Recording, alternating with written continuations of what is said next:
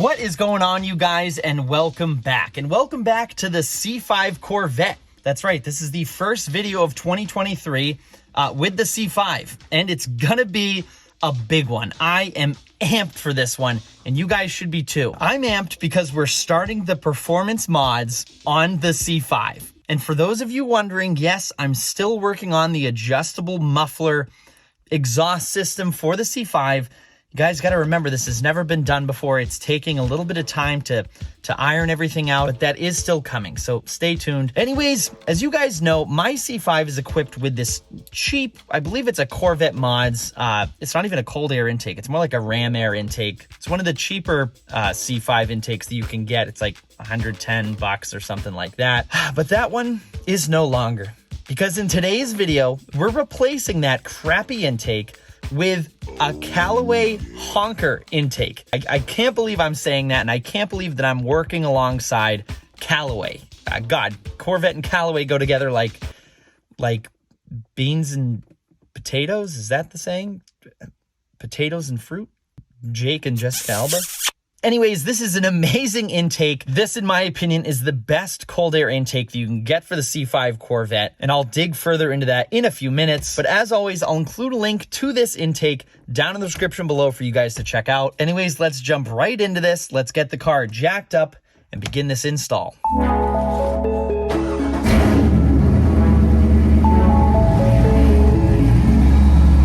First things first, though, pop this hood here.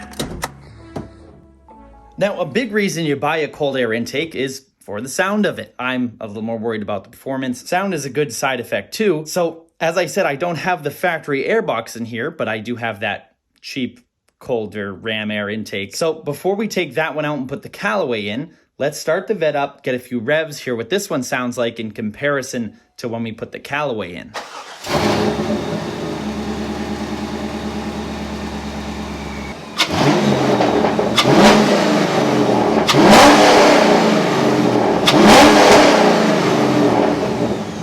Well, not like you guys could hear that over the straight piped exhaust. Anyways, you can hear it. You could hear it a little bit. Now we got to finish jacking this thing up, getting it up in the air, getting it on jack stands, and then the fun begins.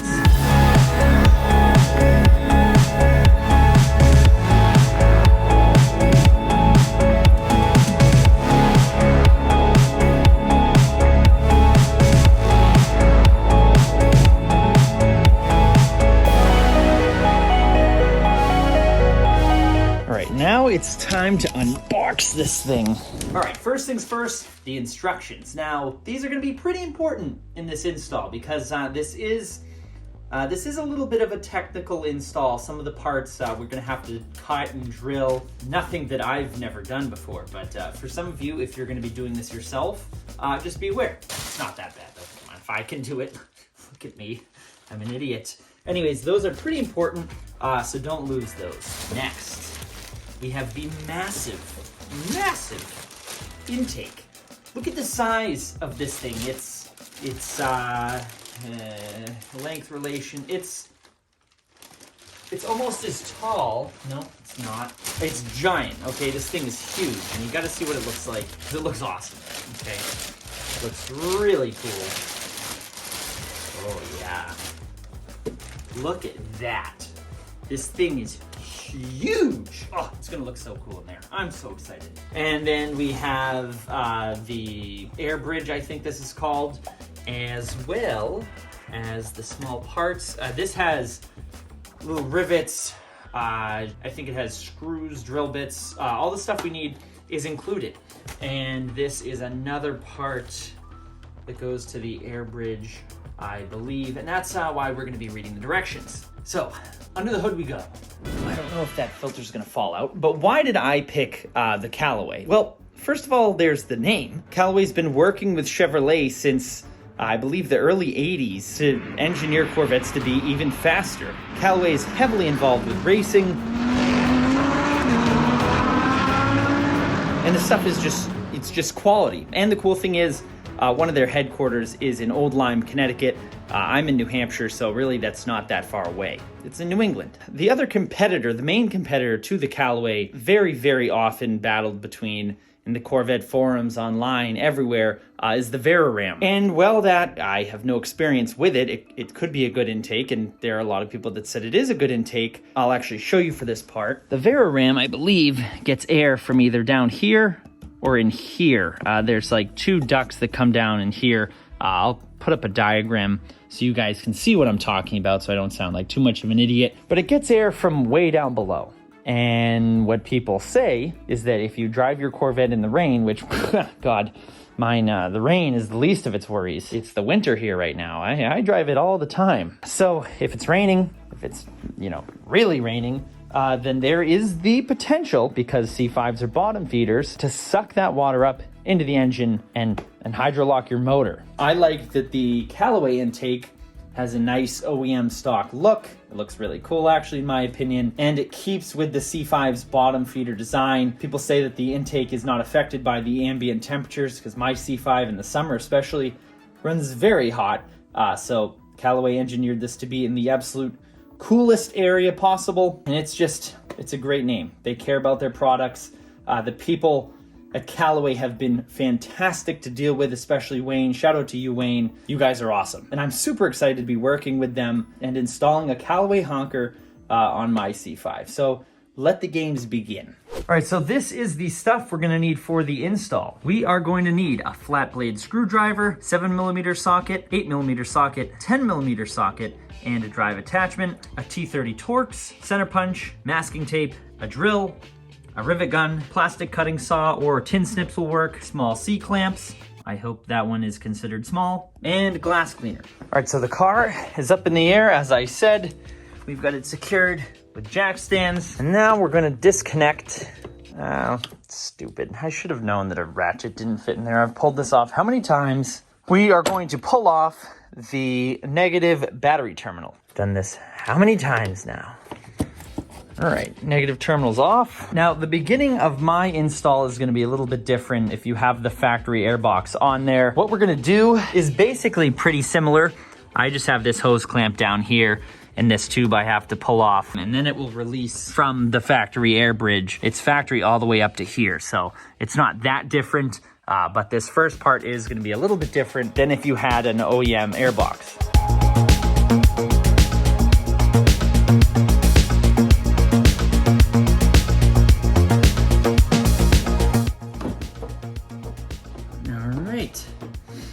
The old intake is out. All right, now we're just gonna remove these clamps. That one's already loosened.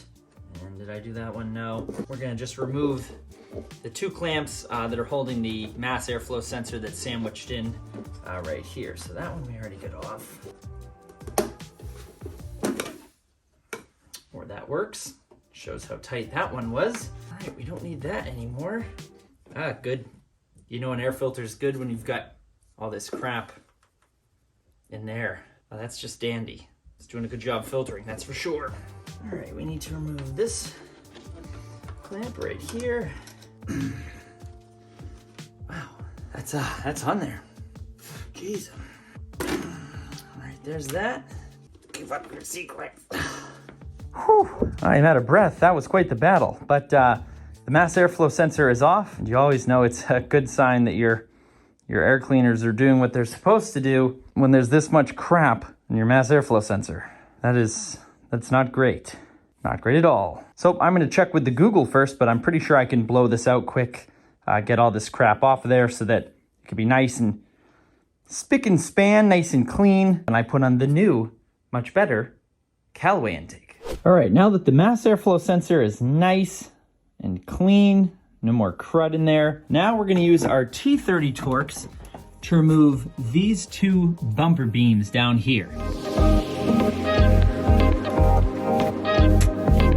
All right, those bolts are out of the way. Now we're just gonna, thing that's attached to down here, pull it out of there. Why is everyone being so difficult today? All right, we gotta pull that out of there. Mass airflow sensor, little thing that holds that. And now we're just gonna clean this because it's awfully dirty. We're gonna clean this radiator shroud up because we actually have to adhere some tape to that.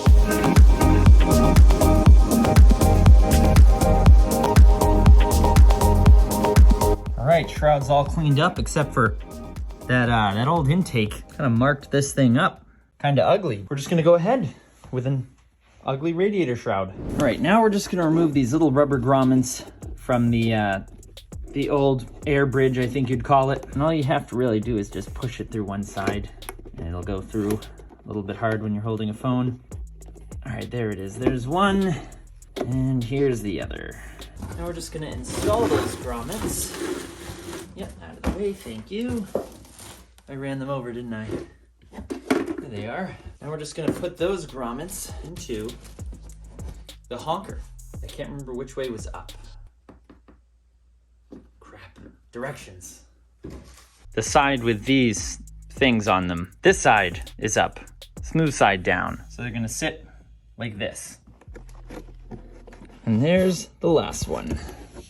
Both the grommets are in. All right, so now we're gonna install the mass airflow sensor into the elbow and then the new air bridge.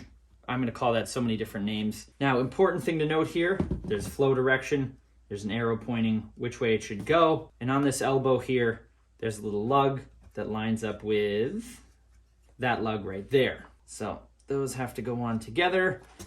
And this is where you can use that glass cleaner, that Windex, or whichever lubricant of your choosing. You can use that now to help make it a little easier, but I like to do it dry, nice and raw. Yeah, there it is. Just like that. Now we're gonna tighten that clamp down. Is our flow direction correct? Did I get that right? I think so. And then we're gonna put this one on the back like this. Come on now, be nice. Oh, we might need the lubricant for this one. Oh, there it is. No lube either, wow. Now we're gonna take our honker assembly, remove these two thumb screws here. All right. Then, oh, there's the other two. Beginning to think I had been duped here. 3 and 4, all 4 of these thumb screws, they're coming out. Now we're just gonna pull this air filter element out of here somehow. Directions. Slide the airbox cover out of the base. Oh, yes. That's why it's important to read directions. Okay. And we put this back in.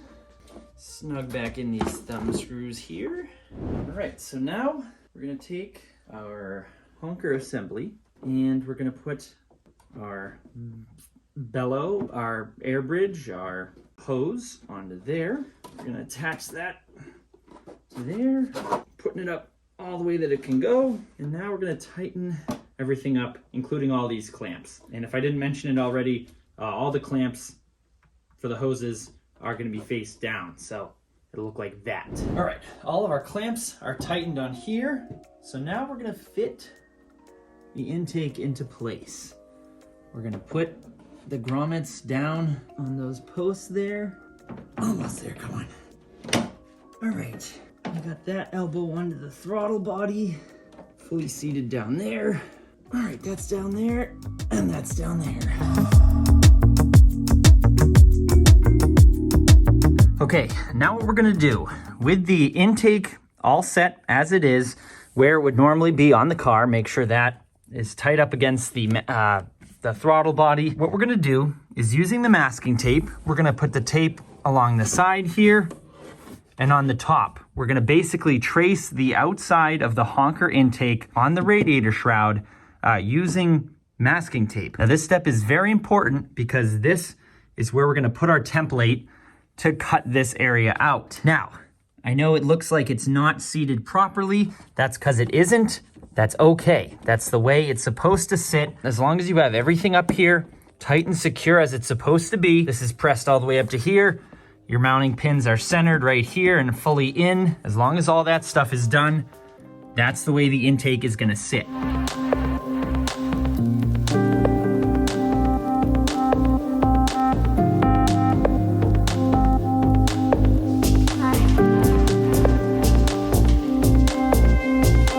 All right, so we've got the masking tape laid around the intake like so. Now it's important to make sure that your tape is adhering to the radiator shroud. That's why we cleaned it in the first place. Make sure it's on there and make sure it's surrounding the edges of the Honker intake. If this is messed up, the whole install is probably messed up. Now it's time to remove the clamp on the throttle body, and we might have to loosen one of these so that we can take this out. We're gonna remove it from the mounting pins. We're taking the intake out. All right, we're off the throttle body. We're off the mounting pins. The intake is out. All right, so now it's time to remove the radiator shroud. That's what that whole doohickey in there is. So first things first, we're gonna remove the 4 10mm bolts, 2 on this side, 2 on the other side of the top of the radiator cover. Now if we move this out of the way, should be able to move this cover, pull it right up. There we go. I'm gonna go get it loose from the other side now because I don't want to mess up where we laid the tape. All right. Radiator cover's off. And if you guys were ever curious about where the radiator is in your C5, there it is. And look at the angle that it sits at. Ugh. Now, before we reassemble everything, I'm gonna be sure to vacuum all this crud out of here. Look at that. Gnarly. All the tumbleweeds and stuff. I just want to make sure that's all nice and clean before we reinstall everything. But right now, we're going to remove the under hood light right down there, the connector. We're going to remove that from the actual radiator shroud. You guys can see it right down here. It's easier to get to from the front of the car. Just going to reach down and it'll just pop off like that. It'll sound like you broke something, but you shouldn't have, unless you did it incorrectly. All right, that's disconnected.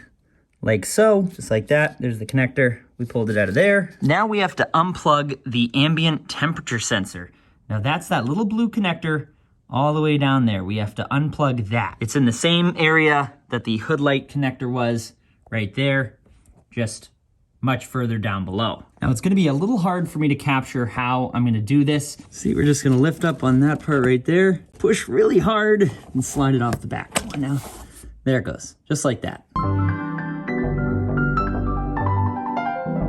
Next up, we gotta remove these metal retaining clips. See them right here. If we move the underhood light out of the way, right there, we have to remove those metal retaining clips from those plastic retainers. There's one down there, and there's the other one right down there. So all we're gonna do, I'm thinking, is take a screwdriver, a flathead screwdriver, and slowly pry that, and it should thread off the plastic retainer. 20 minutes later. So the shroud is free now from the top, from those 2 retaining clips, but I didn't do it the standard way. I fought with them for a while. I tried needle nose pliers, I tried a pick, I tried a flathead screwdriver, and I just could not get my big grubby little hands down there to loosen and pull off that metal retaining clip. Nothing worked. So I read a couple things on forums, and people said what you can do is pull it right out. Now I don't know if that did any damage or not. We're gonna find out when we pull the radiator shroud out in a minute. But I was fighting with those things for too long. It was, we gotta keep moving here. Now the next thing that you're supposed to do is get the car jacked up, the front end up in the air. Of course, be safe, put your jack stands under it. But as you guys saw, I did that first things first. That actually made it a little bit easier, especially for me to work on this thing. Again, I'm 6'5". What an attempt at a wink that was. Anyway, so having the car higher up like this actually made it easier for me to work on. But if you haven't yet jacked up the car, now is the time. Get the front off the ground, make sure it's nice and secure. And now we're going underneath. All right, now we're under the car. And on our to-do list while we're under the car is remove these 5 7mm screws that are holding the radiator shroud to the actual nose. Yes, the bottom of my C5 has seen better days. Yours won't look quite like this. I have the aftermarket ZR1 style front splitter here. Link for that in the description as well.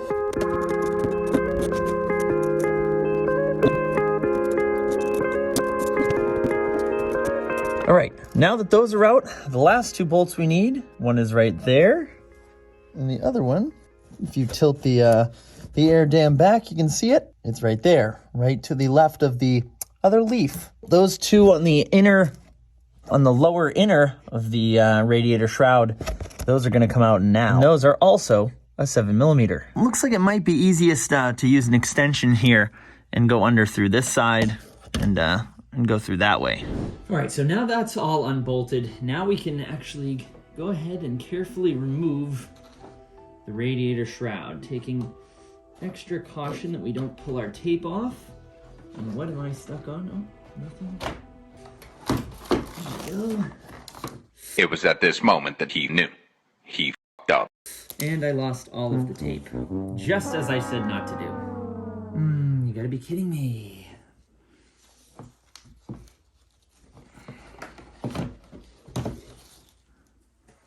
The next day. You suck! You're a no-talent piece of shit! How dare you come down here and do this? You're a disgrace! You suck! All right, so it is a new day now because as you guys saw, when I took the radiator shroud out, all of the tape that I put on, all of the tape, most of the tape, peeled right off. It got stuck on something. That paint that tape I wasn't too impressed with to begin with. So I reinstalled the shroud. I reinstalled the radiator cover. I reinstalled the honker intake, put different tape, which still didn't stick that well, but this time it stuck. So I traced the honker while it was in there with the tape. I then uninstalled the honker, uninstalled the radiator cover and the radiator shroud, and that's where we are now. So I have my setup here. It's all ready to go. What I did do was remove the base part from the intake that's over there, just so I could see how it sits and how it lined up. So now we're gonna lay the template down, start making our cuts and holes and whatever. So there's your tip.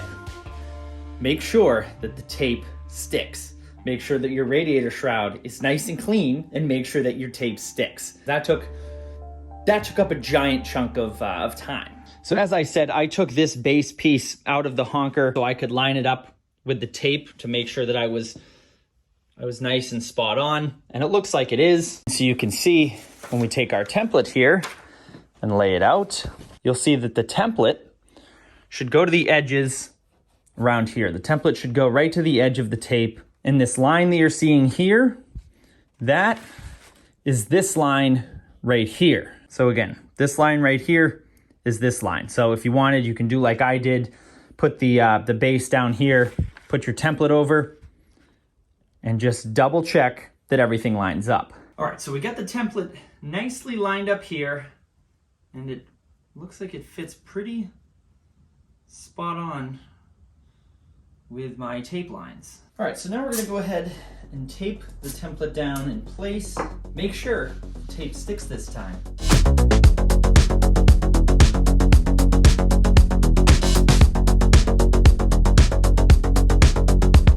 Now we're going to use our center punch to punch out all the spots that are supposed to get punched out, which I believe are all these ones with the X on it.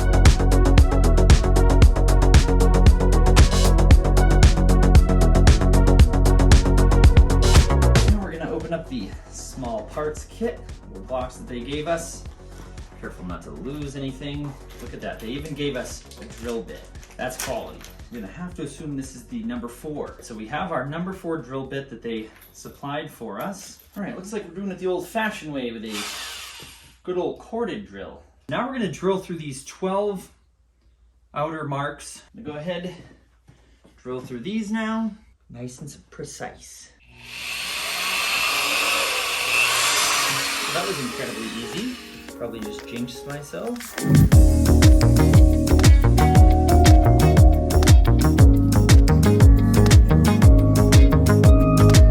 Now we need our 1/2-inch drill bit, and that's the one that we're going to use to drill through the 4 inner circles here.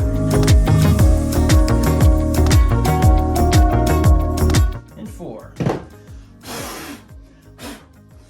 Beautiful. All right, so now we're going to trim the opening for the airbox base. That's this line here, so it's nice. They had us drill those big holes so that we just do straight line here. The curve is already there, straight line there. And you can either use snips for this, or we just got a new setup of DeWalt stuff, so they actually have one of these, why can I not think of it right now, little vibrators.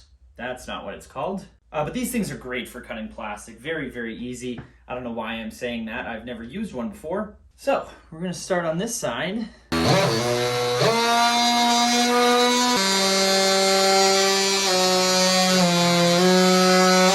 Tell you, this thing makes it easy.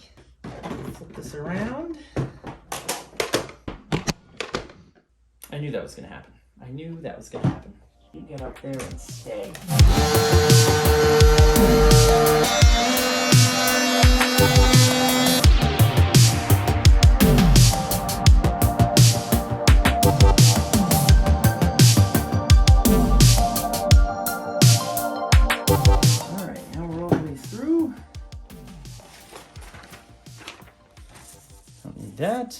Looks like we're right on the lines too.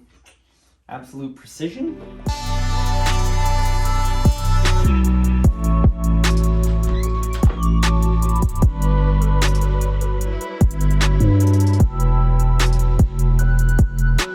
All right, now I took the template off. We have our hole here. With the help of my brother, we clamped the base here onto the top side of the shroud. So we have the filter base here aligned with the opening we just cut out. And a helpful hint that I noticed, in the base, there's a little raised area, and in the shroud, there's a little low area.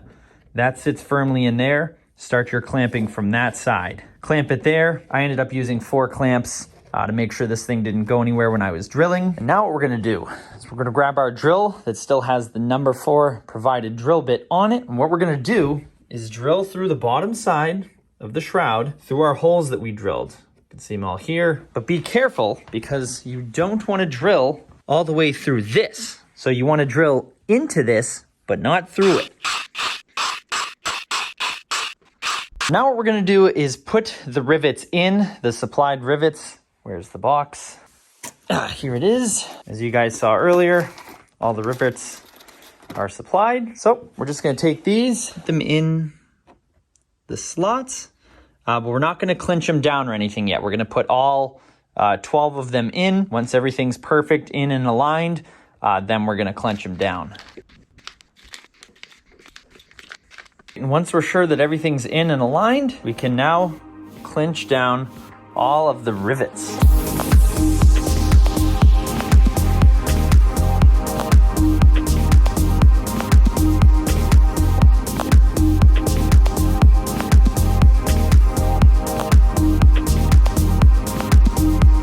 Now all the rivets are in, it's nice and secure. Now we can go ahead and remove all the clamps and get ready to put this thing back in the car. All right, so once we remove all the clamps, this is what we're left with. This is the base securely attached to the radiator shroud. But this thing looks awesome. It looks very OEM, it looks very well built. So our next step is actually blowing out anything that's in here. Now we already did that a little while ago. I'm gonna do it one more time to make sure it's all nice and clean in there, because that is something that happens. That can get clogged up and cause the vet to overheat. Mine runs hot as it is. So while it's all apart, I'm gonna take the liberty and go ahead and clean it out one more time so I can be very confident that there's nothing left in there. Only thing going through there will be fresh air. Now we put the shroud back in place. And down below, we're gonna wanna make sure that these little tabs are on the inside of the bolt holes. You'll see when I show you in just a second. Nice and semi-easy. Now we'll go down below and line it up. Ooh, I missed a spot. Now we gotta go down below the car. So my crawler's broken.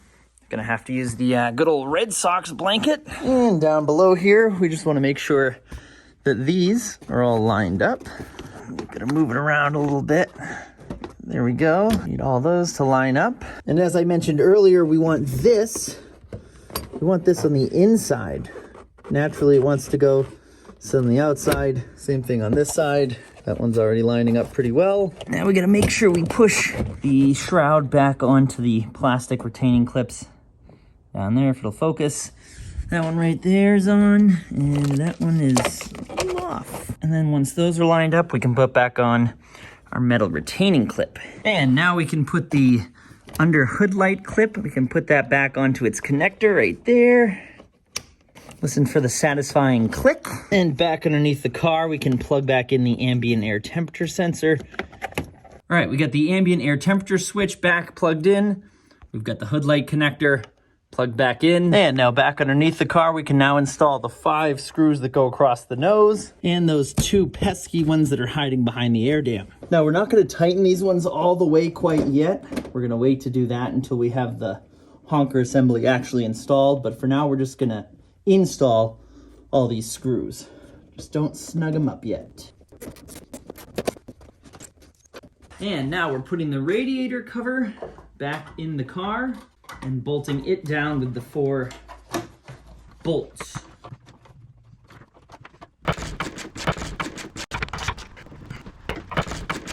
now we're gonna take our filter and prepare it to put it in the actual base of the radiator shroud slash honker base that's down in there. It is a big filter. All right, so now we're gonna put the filter down into the filter base. You'll see there's a little lip here. It's right in there. Beautiful. Fits like a glove. That is awesome.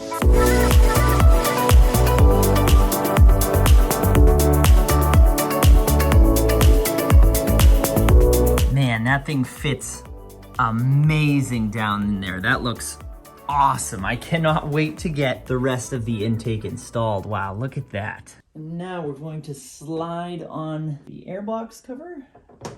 You'll see the pins at the front that this has to slide onto. Make sure it's going on evenly. And then we can tighten down our thumb screws. We also want to make sure that the intake is down on those pins, the mounting pins. All right, and now we just have to put on the bellows here. Slide it onto the airbox cover first, I think. All right, the tube going to the airbox cover is slid all the way up. Now we can go ahead and tighten that down. And you just want to make sure that the bellows back here is secured as far as it can go on the throttle body. You don't want any leaks here. You just want to make sure that it's as far back as it can go onto the throttle body, nice and sealed. And now we're going to go ahead and tighten all these clamps up. All right, now we can go underneath the car and actually snug down the 5 bolts that go across the nose and the 2 7mm bolts up there that are hiding behind the air dam.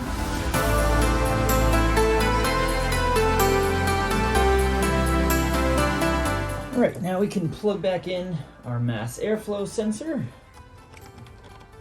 Now, one of the last things, they give you this small zip tie. And the point of that is to take all your excess mass airflow sensor wiring, which used to plug in up here on this little shroud. And what we're gonna do is zip tie it together, shorten it, and put it back here under the left-hand fuel rail cover. And there we go. Now the wiring's all taken care of. Can't even see it. And it's tucked all under that fuel rail cover right there. Zip tied together. Looks awesome. What an OEM look this thing has.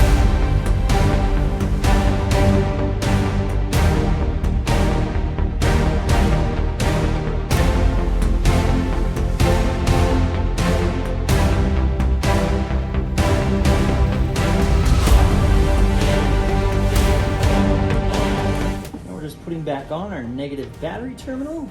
Battery's back on and tightened. Now the last step before we put the Vette back on the ground is putting on the Callaway carb decal, because this is a 50-state legal intake. And I'm just super excited to have a Callaway decal in the engine compartment, to be honest. So I cleaned up this area right here, and that's where the decal is gonna sit.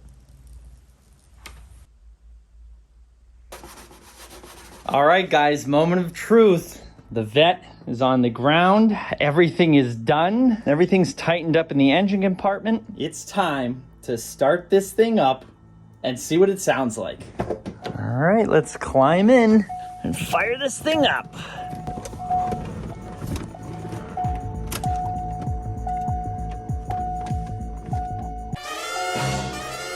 Pull key, wait 10 seconds. 1, 2, 10 seconds later. Now let's try this again. All right, here goes nothing.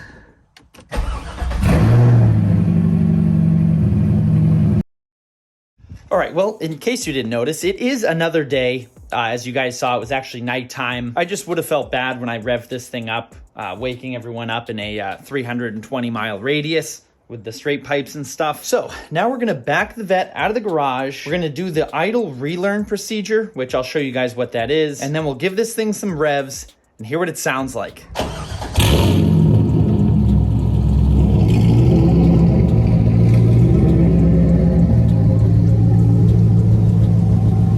Now, before we start this thing up again, there's one more thing I should mention. You probably saw that that was an empty hole when we finished installing the intake. And if you have the factory air box, there's a grommet that goes back in there. Of course, I didn't have the factory air box, So all I did was I actually had this bag of various size grommets. See here, there's all sorts of different sizes.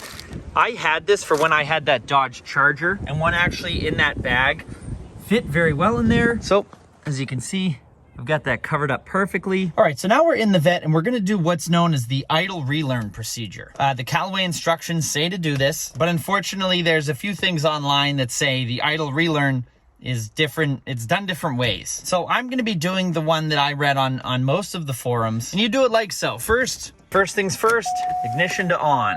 Next, we're removing the engine fuse box cover here.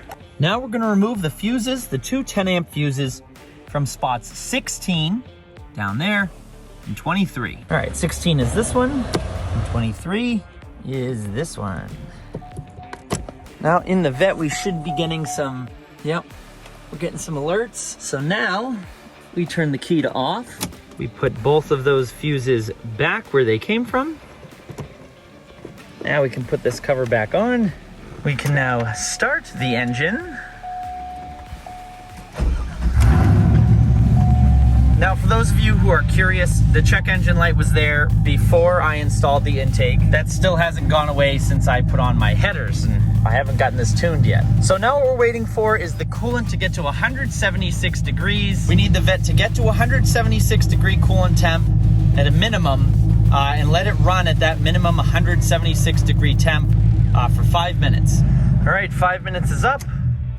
We can shut her down. Now, just like the Thanksgiving turkey, we let it rest for 30 seconds. 30 seconds is up. We can fire it up.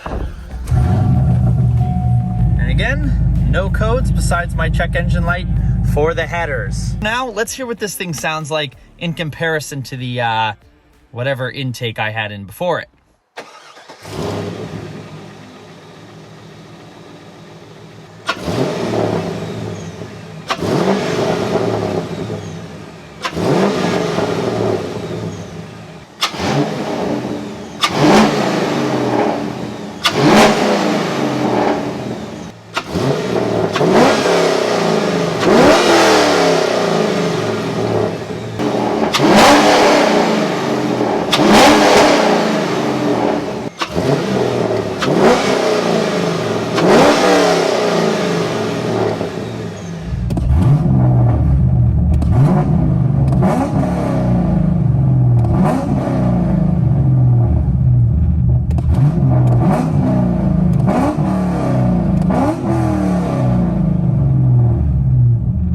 Guys, so now you're supposed to drive the car 30 miles, minimum of 30 miles. Only problem here is, as I said, I live in New Hampshire. We just had a bad snowstorm and the roads are all slushy and crappy. And I drive the vet all winter, as you guys know, but not in stuff like that. So next video, I'm gonna bring you guys along on a ride. We're gonna see how different the vet feels with the Callaway intake installed, and we'll get some flyby so you guys can hear the vet actually under load coming towards the camera to see what the difference in sound there is. Once again, a huge thank you to Callaway for hooking me up with the Honker intake. My dad has a C4 vet, as some of you guys know, and since I was a little kid, all I heard about was the Callaway Sledgehammer, the twin turbo C4 Corvette that obviously Callaway built. And so to think years later that I would have my own vet and be working with a company like Callaway is beyond my wildest dreams. So this has just been an incredible opportunity, and I'm eternally grateful for everybody. You the viewers, I wouldn't be able to do this without your guys' support. So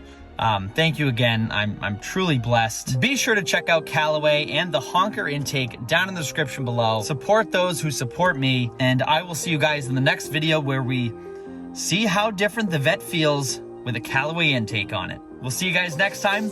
Happy motoring.